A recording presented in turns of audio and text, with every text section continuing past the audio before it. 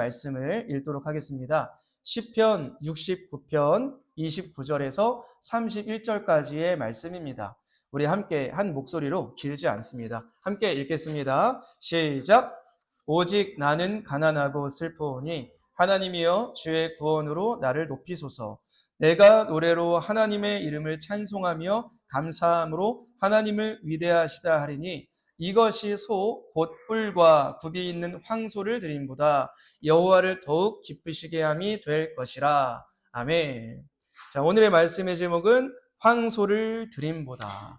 저는 어릴 적부터요, 아기 때부터죠, 찬양과 찬송과 굉장히 가까운 환경에 있었어요. 기독교 가정이기도 했고요. 대중가요를 멀리하신 어머니 때문에 제 귀에는 늘 복음성가만, 찬양만 들려왔어요. 지금은 그렇지 않은데요. 지금은 그렇지 않은데 어릴 적에는 가요를 듣는 것이 죄인 줄 알았어요. 어떻게 보면 좀 세뇌를 당한 거죠. 죄인 줄 알았다는 거예요. 그 정도로 저희 어머니가 신앙적으로 굉장히 엄격하셨습니다. 친구들이 가요를 흥얼거릴 때는 혹시 이런 찬양팀을 아세요? 디사이플스. 어릴 적 굉장히, 지금도 있지만 더 유명했거든요. 또 어노인팅, 예수전도단, 캠퍼스 워십, 이런 찬양팀을 잘 알고 계시죠. 그래서 이런 찬양팀의 찬양을 들으며 저는 흥얼거렸습니다. 덕분에 어릴 적부터 찬양을 들으며 참 많이 위로를 받았고요. 은혜의 눈물도 흘렸고 하나님의 사랑을 뜨겁게 느끼기도 했습니다. 여러분 중에도 저와 같은 경험을 하신 분이 계시죠? 찬양을 듣다가 말씀을 읽다가 눈물 흘린 적은 없을지라도 찬양을 듣다가 흘린 눈물은 있을 것 같아요. 힘들고 외로울 때 찬양이 엄청난 힘이 되어줬다는 거예요. 그만큼 위력이 있죠. 감동이 있죠. 은혜가 있습니다. 오늘은 그 이유 시리즈 가운데 찬송에 대한 말씀을 나누려고 해요. 자, 찬양은 무엇인가? 그리고 찬양의 목적, 찬양을 해야 되는 때는 언제인가? 찬양의 이유, 크게 네 가지를 살펴보고 마치려고 해요. 찬양에 대한 말씀을 준비한 이유가 있어요. 그리스도인들의 삶에 있어서 찬양이 조금 영향을 미치는 게 아니에요. 엄청난 영향을 미치고 있어요. 큰 집회, 부흥회 또는 기독교 캠프를 가게 되면 찬양이 난리가 나죠. 굉장히 화려한 사운드를 통해 찬양을 부르며 거기서 막 예수님 만나는 역사도 일어나고 말씀을 듣다가도 일어나지만 어릴 적에는 사실 찬양을 들으며 기도하다가 예수님 만나는 경우가 더 크다는 거예요. 그런데 알고 보면 사실 찬양이 무엇인지 모르고 찬양을 부르는 경우가 많은 것 같아요. 그래서 알고 좀 부르는 게 낫지 않을까. 찬양이 뭔지 아는 게 낫지 않을까. 그래서 준비를 해봤습니다. 여러분들께 한번 질문 드려볼게요. 속으로 생각해 보세요. 여러분들이 생각하는 찬양은 무엇인가요? 여러분들이 정의하는 찬양. 꼭 멜로디가 있고 멜로디에 맞춰서 부르는 것이 찬양일까요? 그것도 찬양 맞습니다. 하지만 찬양의 한 종류예요. 찬양은 굉장히 큰 범주입니다. 우리가 하나님의 크심, 놀라우심, 광대하심, 하나님의 사랑을 표현하고 높이는 모든 것이 찬양이에요. 멜로디가 없어도 모든 게 다 찬양입니다. 예를 들어 볼게요. 얼마 전에요, 저희 아이들과 함께 스타필드에 놀러 갔어요. 수원에 있잖아요. 놀러 갔는데 아이가 토이카트를 타고 싶다는 거예요. 토이카트 알죠? 아이들 타고 다니는 이 재밌게 생긴 카트인데 대부분 없어요. 가면 매진되어 있습니다. 그래서 그래 한번 가보자. 또 없을 것 같은데 하나님 있게 해주세요. 이런 마음으로 갔단 말이에요. 그런데 갔더니 딱 한 대가 남은 거예요. 그랬더니 아이는 뭐라고 했냐면 역시 나는야 럭키가이 이랬어요.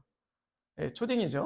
이러한 말을 했다는 거죠. 저는 어떻게 했냐면 하나님 감사합니다 라는 마음의 표현을 하나님께 올려드렸어요. 자, 어때요? 어떤 차이가 있어요? 아이는 누구를 높였습니까? 자신을 높였어요. 나는야 럭키가이 하면 자신을 높였고 저는 누구를 높였습니까? 좀 미안한 말이지만 저는 하나님을 높였어요.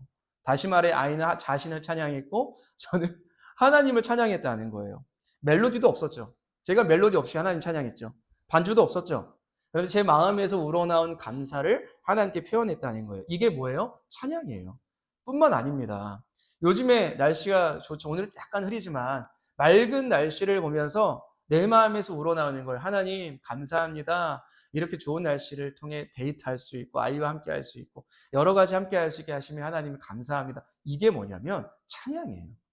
이게 찬양이고요. 하루를 허락하셨죠, 오늘도. 아침에 어떻게 일어나셔서 찌뿌둥한 몸으로 일어나셨나요? 아니면 개운한 몸으로 일어나셨나요?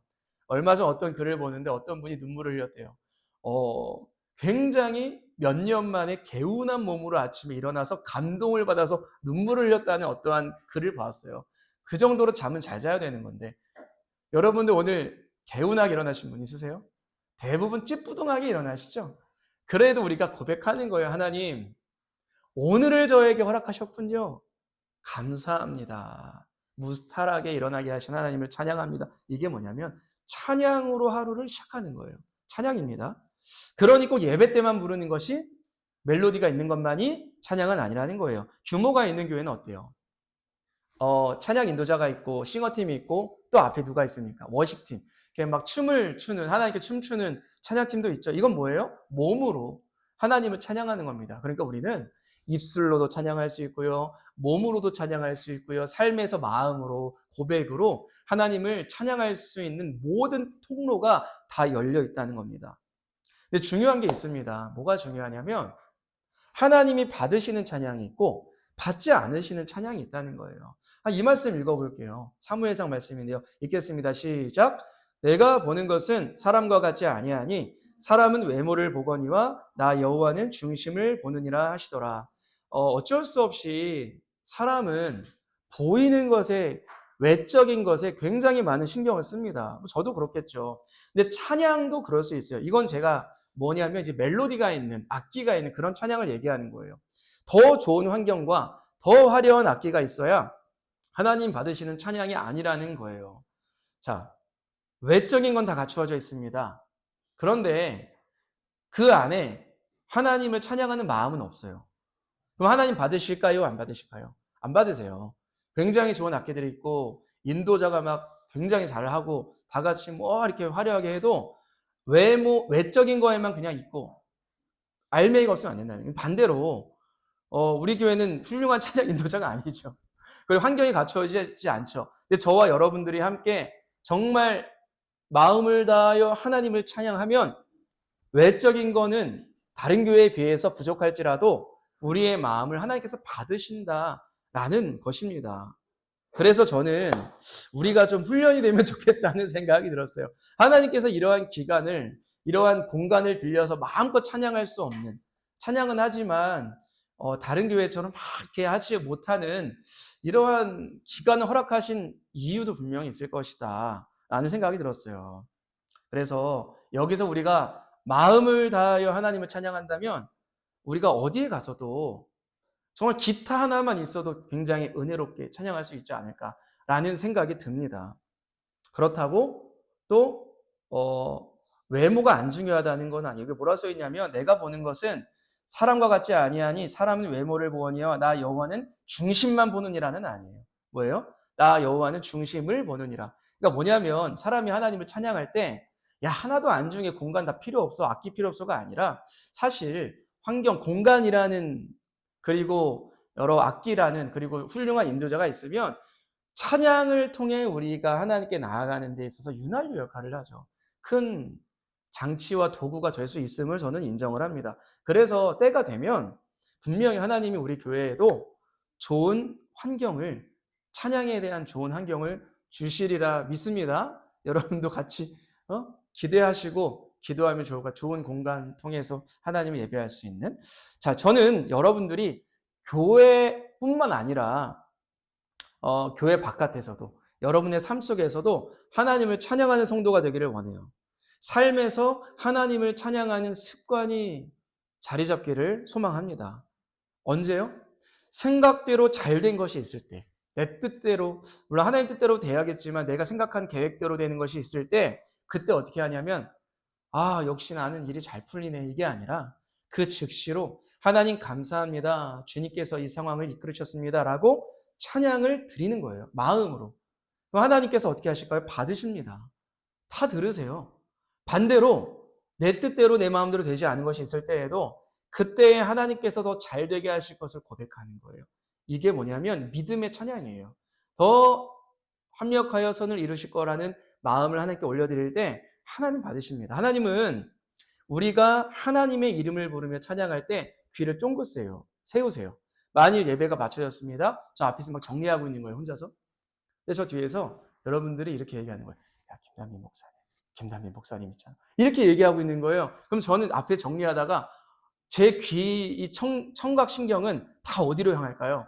다 여러분들이 내 이야기 무슨 얘기하나 다 저기에 쏠릴 거예요. 마찬가지로 우리가 하나님에 대한 이름을, 예수 그리스도의 이름을 부르며 하나님을 찬양할 때 하나님은 다 들으세요. 더욱더 귀를 쫑긋 세우시며 기쁨으로 그 찬양을 받아주신다라는 거예요. 자, 우리가 부모님께 사랑을 표현할 때 왜 기쁠까요? 부모님께 표현하니까 그 기쁨만으로도 기쁘지만, 그 표현만으로도 기쁘지만, 우리가 부모님께 존경합니다, 사랑합니다 표현할 때 부모님의 표정이 어때요? 뿌듯한 표정을 지으시죠. 감동받는 표정을 지으시죠. 그것을 볼 때 우리에게도 기쁨이 고스란히 전달되는 거예요. 그래서 여러분 삶에서 하나님을 찬양해 보세요. 습관이 되어 보세요. 그러면 하나님께서 기뻐하시는데 하나님께서 기뻐하심이 우리에게도 고스란히 전달이 됩니다. 영적으로 그 기쁨이 우리에게도 쫙 전달되는 것을 느끼고 그 기쁨이 여러분들의 삶의 영적인 회복을 가져다 주리라 믿습니다. 자, 그 습관을 도와주는 데 도움을 주는 것이 뭘까요? 내 삶에서 일상에서 하나님을 찬양하는 데 있어서 우리가 시간이 될 때, 기회가 될 때 찬양을 틀어놓으시는 걸 간단해요. 얼마나 좋은 찬양이 많습니까? 정말 좋은 양질의 찬양이 많죠. 틀어놓는 거예요. 집에서도 잔잔하게 틀어놓고 운전하실 때에도 틀어놓고 운동을 하실 때에도 길을 걸어갈 때 산책할 때 틀어놓고 이렇게 찬양을 틀어놓고 들으면 그 찬양이 처음에는 공감되지 않고 와닿지 않아도 어느새 내 신앙의 고백이 되어 있는 거예요. 내 믿음의 고백이 되어 있음을 발견하실 거예요. 그리고 찬양을 듣다가 탁 뭔가 걸릴 때가 있어요. 이거 내 상황과 이렇게 맞닿아 있지? 그러면서 갑자기 막 감동이 밀려올 때가 있어요. 처음엔 감동이 없다가도 이 내 문제와 이렇게 맞닿아 있지? 맞다. 내가 이것을 놓치고 있었구나. 내 안에 회개가 일어나기도 해요. 하나님, 정말 내가 하나님 앞에 이것을 놓치고 있었군요 하면서 이 찬양을 통해 하나님께 쫙 나아가게 되는 그 통로가 열려짐을 곧 경험하실 거예요. 언제요? 찬양을 좀 많이 틀어놓아 보세요. 자, 그러면 두 번째 아까 뭘 나눈다고 했냐면 찬양의 목적이 무엇인가? 이사야 43장 21절에 이런 말씀이 있거든요. 함께 읽겠습니다. 시작. 이 백성은 내가 나를 위하여 지었나니 나를 찬송하게 하려 함이니라. 여기서 이제 하나님께서 우리를 지으신 목적 가운데 하나가 나와 있죠. 여기서 찬송은 멜로디가 있는 찬송뿐만 아니라 내 삶에서 하나님을 영화롭게 하는 그 웨스터민스터 소유리 문단을 보시면 뭐예요? 우리 삶의 목적이 하나님을 영화롭게 하고 하나님을 즐거워하는 것이 우리 인생의 제1된 목적이다라고 외치고 있는데 여기서 나온 거죠. 하나님을 영화롭게 하는 거예요. 하나님께 영광 올려드리는 것이 우리의 삶 1된 목적이라고 얘기하는 게 이 말씀이거든요. 어떤 분은 오해하실 것 같아요. 목사님, 그럼 우리는 그저 그냥 하나님만 찬송하는 도구죠? 그냥 우리는 하나님만 찬송하는 그냥 그런 사람, 그런 존재인 거죠? 고작 그 이유 때문에 만든 것이죠? 그렇게 생각하면 안 됩니다. 하나님께서 우리를 만드시고 빨리 찬송해. 이렇게 하신 게 아니라 하나님은 우리를 지으시고 하나님을 찬송할 만한 것들을 이미 다 공급해 주셨어요. 우리가 필요한 것들을 채우셨고 공급해 주셨고 또한 우리에게 있어서는 그 아들 예수 그리스도를 십자가에 죽이면서까지 하나님께서 찬송받으시기에 합당하신 모든 것들을 이미 다 베풀어 주셨다는 거예요. 하나님은 찬송을 받으실 만 하십니다. 맞죠? 우리가 부모님께 존경을 표하잖아요. 이제 어버이날이 코앞이죠. 부모님 존경합니다, 사랑합니다 표현하죠. 왜요? 부모님이 그 표현을 받으실 만하죠. 합당하죠. 마찬가지로 우리가 하나님을 찬양할 때 너무나 합당하신 거예요. 당연하신 거예요. 그 하나님의 사랑과 헌신을 보면 누가 안 시켜도 표현하게 되어 있어요. 하나님을 찬송하게 되어 있습니다. 자, 그렇다면 여러분 혹시 이 예배 때 아까 전에 우리가 한 4곡 정도 찬송을 불렀잖아요. 어디 교회를 가나 말씀 부르고 찬양 부르지 않아요. 말씀 듣고 찬양 부르지 않아요.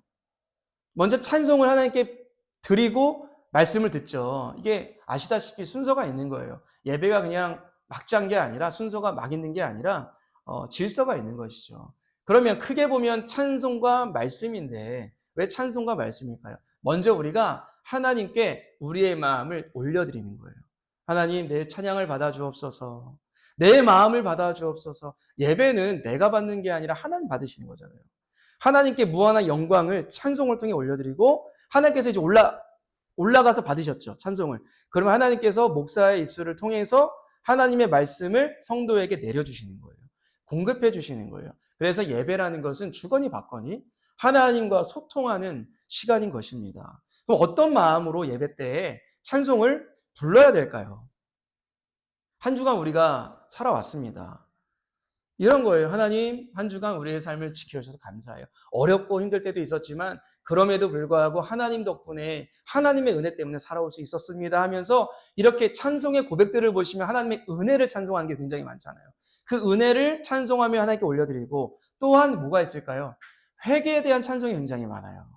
회개에 대한 것들이 하나님 나의 상한 심령을 받아주옵소서. 한 주간 죄에 넘어지기도 했습니다. 미워하기도 했습니다. 하나님을 잊으며 내가 주인 되어 살아올 때도 있었습니다. 찬송을 통해 회개의 마음을 하나님께 올려드리기도 하는 것입니다. 그래서 하나님께 모든 것을 올려드리는 거예요. 내 전심을 다하여. 하나님께서 받아주시는 거죠. 교회에서 찬송을 조금 격화시키는 경우가 있어요. 여러분 다 알다시피 못된 표현이 하나 있죠. 들어보셨을 거예요, 다. 어떤 표현이 있냐면 준비 찬송이라는 게 있어요. 준비 찬송은 굉장히 잘못된 표현이고 한국 교회 안에서 많이 사라지긴 했는데 더 사라져야 될 표현이기도 합니다. 그래서 준비 찬송할 때는 다 나가 있고 안 들어올 때가 있죠. 그냥 준비 찬송 끝나면 들어가지 뭐. 준비 찬송이라는 단어 없어져야 돼요. 찬송은 예배의 시작입니다. 시작과 함께 찬송을 드리는 것이죠. 준비 찬송이라는 게 뭐냐면 내 마음이 그냥 하나님께 나아가는 준비 단계다. 뭐 이렇게 얘기하는 건데 그것은 하나님께 드린 게 아니라 내 마음을 그냥 준비시키기 위한 것이니 나를 위한 찬송이에요. 그러니까 그건 사라져야 되는 거예요. 찬송의 궁극적인 목적은요. 내가 은혜 받기 위함도 아니에요. 내 마음이 준비되기 위함도 아닙니다. 하나님께 드리기 위함이에요. 영광을. 그때의 말씀으로 하나님이 은혜를 우리에게 화답하여 주시고 부어주시는 것입니다. 그래서 저는 우리 교회가 찬양의 진정성이 있는 교회가 되면 좋겠어요. 물론 부족한 인도자도 있고 뭔가 여러분들이 집중하기에는 좀 뭔가 열악한 환경이지만 그럼에도 이런 환경 속에서도 하나님을 찬양하는 마음이 회복되기를 간절히 소망합니다. 우리가 영으로 하나님을 찬양하면 하나님 받으시는 거예요. 인지하는 거예요. 하나님께서 내 입술의 고백을 듣고 계신다. 그냥 여기서 울려 퍼지고 소멸되는 것이 아니라 하나님은 다 듣고 계신다 라고 생각하시면 좋겠습니다. 믿었으면 좋겠어요. 그러면 오늘 부른 찬양의 가사가 하나님을 기쁘시게 해드릴 뿐만 아니라 하나님께 드린 그 고백이 내 삶의 고백이 되는 거예요. 한 주간 그 찬양의 고백이 우리의 고백으로 이어질 겁니다. 자, 그러면 세 번째 뭐였어요? 외우셨어요? 언제 우리가 하나님을 찬양할 수 있을 것인가? 어느 때에? 감사하게도 특정한 때에만 하나님을 찬양하는 게 아니에요. 삶의 모든 순간에서 하나님을 높일 수가 있습니다. 모든 순간에서. 성경을 보시면 찬송에 대한 것들이 굉장히 많이 나오죠. 출애굽기 말씀을 보면 홍해의 노래가 나옵니다. 홍해의 노래. 이스라엘 백성들이 자신들을 죽이려고 쫓아오는 이집트의 병사들을 홍해 바다에 하나님께 수장시키셨죠. 홍해가 갈라졌다가 덮어졌잖아요. 그것을 보며 하나님을 찬송하는 그 찬양의 고백이 있어요. 출애굽기 15장 1절인데요. 함께 읽어볼게요. 시작. 이때에 모세와 이스라엘 자손이 이 노래로 여호와께 노래하니 일러스되 내가 여호와를 찬송하리니 그는 높고 영화로우심이요 말과 그 탄자를 바다에 던졌으니 이때에 자신들이 갖고 있는 악기와 박수와 몸으로 하나님을 막 찬양했대요.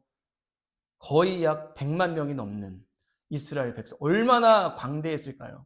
얼마나 막 왜냐하면 상상해 보세요. 자신을 죽이려고 했던, 여러분들을 해하려고 했던 적군들이 물에 빠져 죽은 거예요. 우리는 다 한 명도 빠짐없이 구원을 받았습니다. 그때 하나님을 찬송하는 거예요. 얼마나 놀랍겠습니까? 감사가 넘치겠습니까?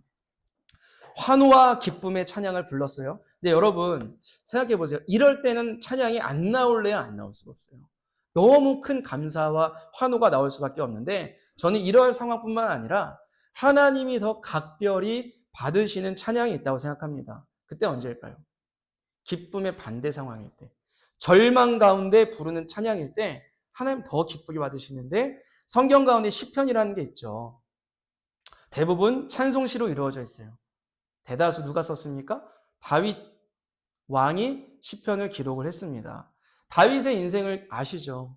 잘 될 때도 있었지만 다윗의 인생을 쭉 보면 절망스러울 때가 더 많았던, 물론 왕이 되었지만 그럼에도 더 힘든 경우가 많았던 것 같아요.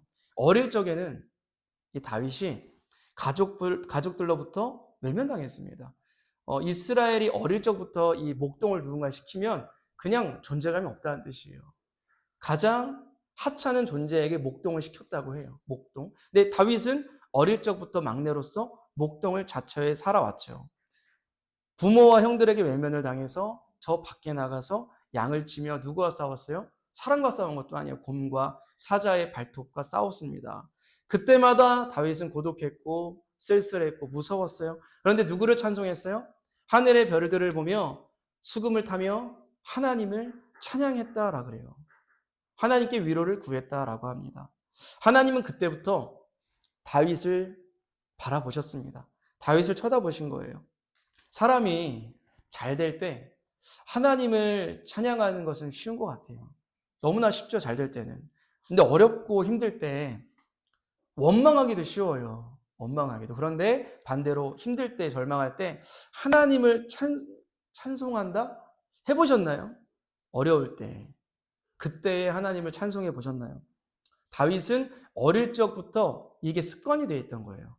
힘들 때도 하나님을 찬송하는 것이. 왕이 되기 전 사울 왕으로부터도 죽을 고비를 수없이 겪었고요. 왕이 된 후에도 아들에게 쿠데타를 당하죠. 압살롬으로부터 죽임을 당할 뻔하죠. 굉장히 비참한 인생이라고 할 수 있어요. 다윗의 마음이 다 무너져 내렸을 때에 기록한 시편 말씀이 있는데 함께 읽어보겠습니다. 이게 새번역 버전인데요. 읽겠습니다. 시작. 나는 비천하고 아프니 하나님 주님의 구원의 은혜로 나를 지켜주십시오. 그때에 나는 노래를 지어 하나님의 이름을 찬양하련다.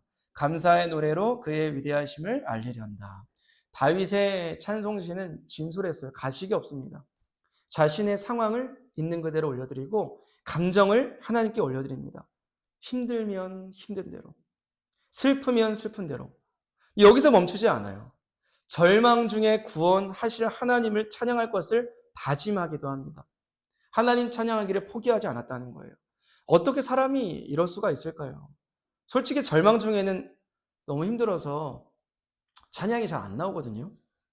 그런데 제가 다윗을 조금은 이해할 수 있는 게 다윗만큼 고난을 겪어보지는 않았지만 나름 힘들고 어려웠을 때 찬양이 저에게 생명이 되었던 적은 많았던 것 같아요.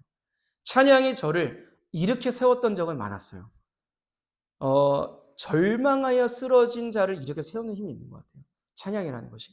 도저히 방법이 없는 그때에 하나님의 위대하심을 찬양하는 겁니다. 힘들어서 기도할 힘은 없는데요. 평소 나에게 힘을 주었던 그 찬양을 듣거나 따라 부를 힘은 있더라고요. 이런 찬양 있잖아요. 모든 상황 속에서 주를 찬양할지라. 주는 너의 큰 상급, 너의 큰 도움이시라. 뭐 이런 가사를 절망 중에 부르는데 눈물이 흐르는 거죠. 하나님께서는 우리의 큰 상급이 되어주시는구나.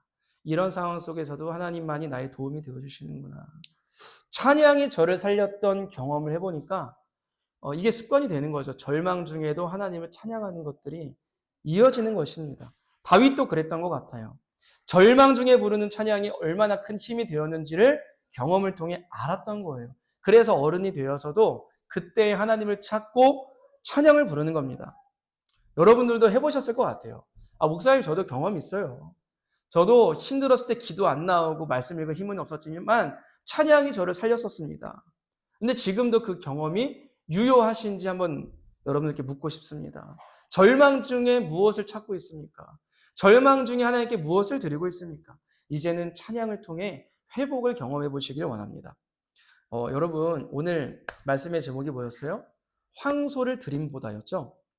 다윗이 이러한 고백을 드리고 난 뒤에요. 이러한 말씀으로 이어져요.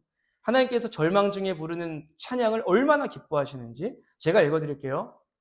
이것이 절망 중에 하나님께 드리는 찬송이 소, 곧 뿔과 굽이 있는 황소를 드림보다 여호와를 더욱 기쁘시게 함이 될 것이라. 이것이 뭐예요? 이거 찬송이. 절망 중에 드리는 찬송이가 이것이에요. 황소가 뭡니까? 제사 때 드리는 가장 좋은 제물이에요. 오늘날로 따지면 하나님께 많은 헌금과 많은 헌신과 많은 것들을 드리는 것보다도 우리의 일상에서 힘들 때 올려드리는 찬송이 하나님께서 더 기쁘게 받으시는 제물이 된대요. 그러한 믿음이 있으십니까? 여러분 가운데 그러한 믿음이 있기를 원해요. 화려한 제물보다 절망 가운데 드리는 찬송. 하나님도 아세요. 이러한 모든 것들은 이런 재물들은 내 물질로 그냥 드릴 수 있음을 하나님 아세요. 물론 물질 드리는 것도 어렵죠. 그런데 더 어려운 것은 절망 중에 내 중심을 드리는 거예요. 하나님은 이것을 굉장히 기쁘게 여러분도 그렇지 않아요? 남편이나 남자친구가 명품백을 사주는 것보다 편지 중심이 담긴 편지가 더 감동이 되지 않죠. 네? 하나님은 그걸 기쁘게 받으신다는 거예요. 사람과 같지 않으시니 하나님께서는. 여러분 그 바울과 실라를 아세요? 바울과 실라가 예수님을 전하고 귀신을 쫓다가 감옥에 갇힌 적이 있었어요. 감옥에 갇히는데 사탄은 이들을 가두었으니 이제 그들은 절망했고 우리는 승리했다. 사탄은 스스로가 승리했다라고 얘기했을 것 같아요. 하지만 상황이 역전되죠. 무엇을 통해 역전될까요? 말씀을 함께 읽겠습니다. 시작. 밤중쯤 되어 바울과 실라가 기도하고 하나님을 찬미하매 죄수들이 듣더라. 이에 호련히 큰 지진이 나서 옥터가 움직이고 문이 곧 다 열리며 모든 사람의 매인 것이 다 벗어진지라. 바울과 실라가 밤중까지도 이어졌다는 것은 이제 희망이 사라졌음을 의미하죠. 밤중에. 도저히 이제 우리가 풀려날 기미가 없구나. 이러한 마음이 들어올 때에 하나님을 찬미하기 시작했대요. 그리고 이 찬송 소리를 곁에 있던 죄수들도 듣게 되었대요. 그때 기적이 일어나는 거예요. 지진이 납니다. 옥토가 움직입니다. 그리고 문이 열리고 자신을 올감했던 이 착고가 풀리는 그러한 기적이 일어나는 거예요. 저는 이 말씀이 오늘을 살아가는 우리에게 주는 메시지가 있다고 생각을 해요. 우리의 마음을 올가매는 여러 상황들이 있는 것 같아요. 저에게도 있고요. 여러분들에게도 있습니다. 사람들의 말로 인해 확 묶여버릴 때가 있어요. 사람들의 말로 인해 상처를 받아서 아무것도 못할, 아무 힘도 나지 않고 그 말에 내가 꽁꽁 묶여있는 상황이 올 때가 있습니다. 그리고 예기치 못한 상황으로 인하여 또한 우리의 마음이 확 닫혀버려서 상황까지도 닫혀버리는 그런 절망적인 순간이 옵니다. 감옥에 갇힌 건 아니지만 마치 감옥에 갇혀 있는 것과 같은 상황들이 온다는 거예요. 그때 뭐예요? 절망 중에 패전가가 아니라 승전가를 부르는, 이미 승리하신 예수 그리스도의 크심을 선포하는 겁니다. 찬송하는 것입니다. 그때 어떻게 돼요? 수렁에서 내 마음이 꽁꽁 묶여버렸고 상황이 묶여버린 것만 같은데 하나님께 찬송을 드림으로 내 마음이 열리고 풀리고 내 마음에 있는 악한 영은 떠나가고 하나님의 성령으로 인하여 살아나는 상황이 열리고 내 마음이 풀려나는 경험을 우리가 무엇을 통해요? 절망 중에 드리는 찬송을 통하여 경험할 수 있다는 것입니다. 여러분들이 또 앞으로 살아가야 되잖아요. 힘든 중에도 우린 살아내야 됩니다. 그때 한번 입술로 고백이 힘들면 틀어내보세요. 여러분들이 좋아하는 최애 찬송이 무엇입니까? 한번 틀어놓고 따라 불러보시기라도 했으면 좋겠습니다. 우리의 삶 속에 여러분 하나님을 찬송하지 못할 순간 없다고 그랬어요. 어느 때에도 하나님을 찬송할 수 있다고 했습니다. 기쁠 때에도 슬플 때에도 잘 될 때에도 절망 중에도 하나님을 찬양하는 것이 우리의 삶의 일상들이 되기를 축복을 합니다. 그것이 뭐예요? 우리의 존재의 목적이다. 라고 이사야 말씀이 고백하고 있죠. 선포하고 있죠.